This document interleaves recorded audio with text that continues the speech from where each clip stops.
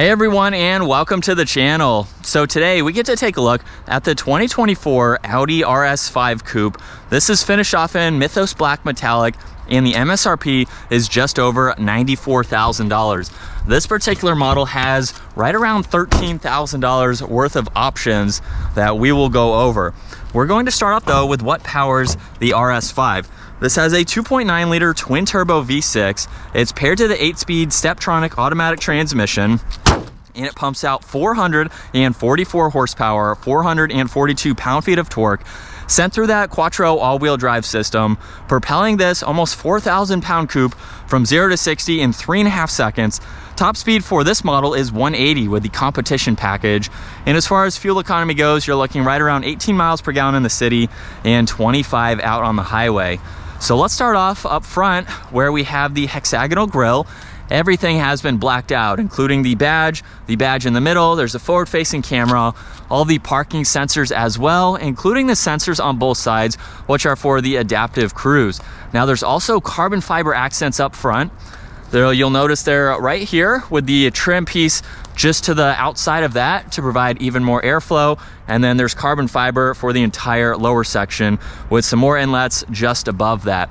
Now this does have LED headlights, DRLs, and turn signals.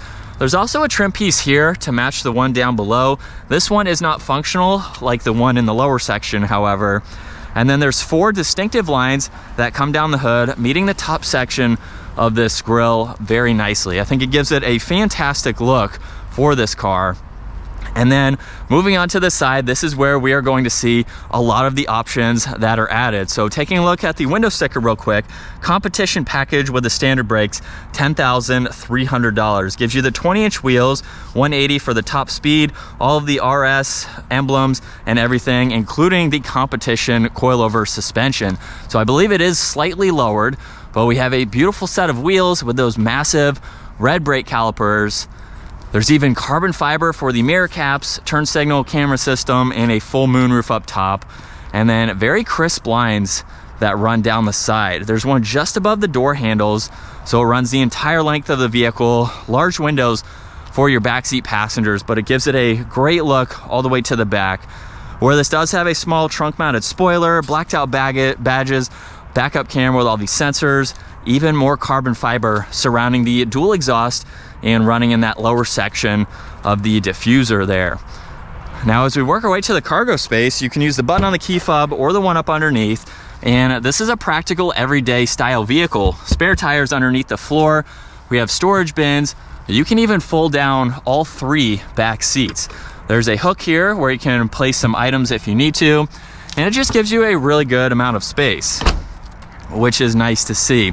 Now let's take a look at the interior where we have even more of that competition package with all the carbon fiber and the Alcantara.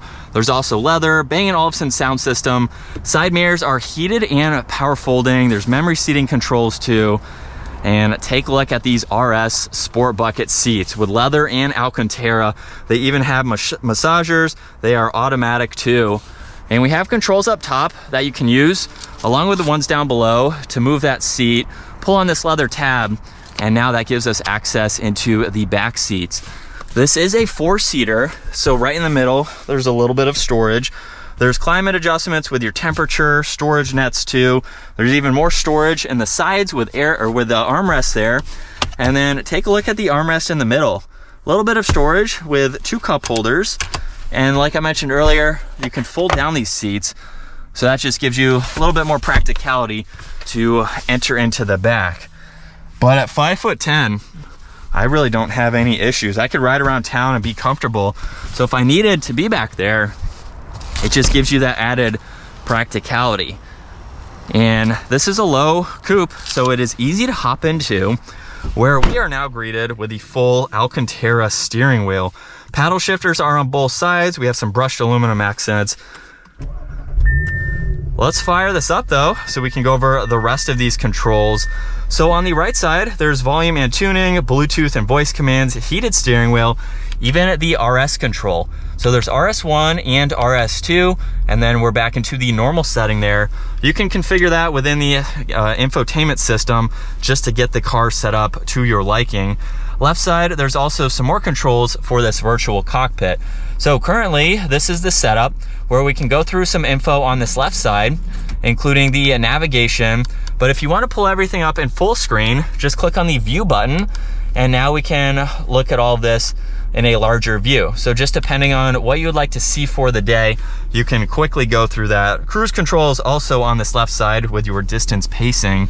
A little bit of storage to the left, more carbon fiber, all of the headlight adjustments, even the head-up display control, so you can adjust that and take a look at that. And then for the infotainment system, we have the split screen as well as the rest of these icons. So you can scroll through all this and go into whatever you need to. If we go into vehicle though, we can swipe over to the different drive modes, so comfort, auto, and dynamic, along with configuring RS1 and RS2. There's your RS monitor, so you can take a look at that. And then you also have air conditioning, lighting, your seats that you can go through. And then shortcuts on this left side, so you can quickly get through all of that. Now the air vent underneath that is one continuous trim piece along with the carbon fiber coming back, and right in the middle we have all of the climate adjustments. What I like is that you can hover your finger on top of it to see which direction you need to go. Max AC is 2 up, and then 2 down would be AC off there. Fan speed in the middle, of course. We have the temperature dials, heated seats, defrosters as well. Shortcut to your drive select. There's also traction control. This model does have parallel parking, so you can use that as needed. There's the parking sensors, and you can shut that upper screen off if you would like to. A little bit of storage with some auxiliaries, 2 cup holders, and a small storage bin behind that. More carbon fiber leads to volume and tuning along with power there. A little bit of storage too. And then take a look at the shifter, which is finished off in Alcantara. Pushing it forwards is for reverse. So we have the full 360 camera system to give you all of that visibility. Drive is to the back, and then popping it over to the right is for the manual setting. So you can use those shifters as well if you need to. E-brake is behind that. And then wireless charging is in the center armrest, where you can slide this forwards and back depending on what you need. A little bit of more storage in the glove box there. Touch sensitive dome lights are up top, and then the sunroof and the sunshade are automatic. So those controls are in the middle, and visibility is very easy to see. It's pretty open feeling for the smaller size that this car is, but it definitely gives you the views that you need. Let's go ahead though, get this out on the road. And from second gear, here we go.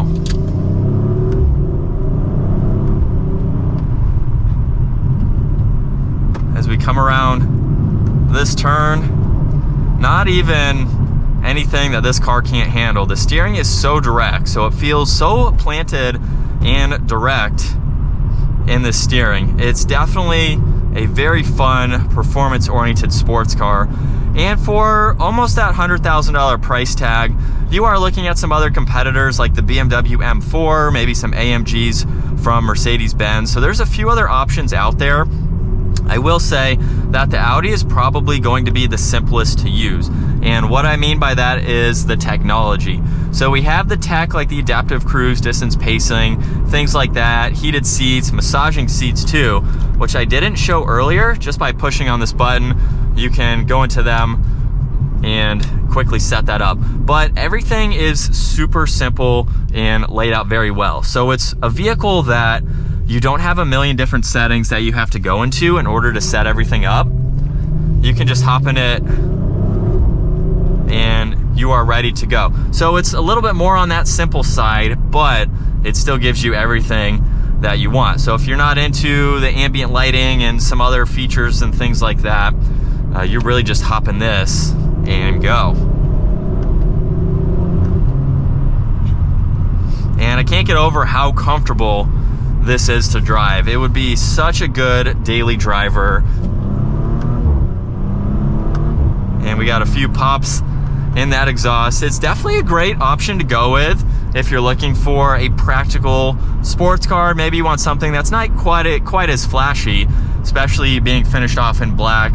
You just see an Audi badge on it, you wouldn't really know unless you know what the RS badge is, that this is a well performance oriented vehicle to go with. But that is going to wrap it up for the 2024 Audi RS5 Coupe Once again, huge shout out to Audi Northlake for providing this vehicle for me today. Check out their website. That link is down in the description. Give this video a huge thumbs up if you enjoyed it, and consider smashing that subscribe button so you don't miss out on our daily uploads. I will see you all in the next video.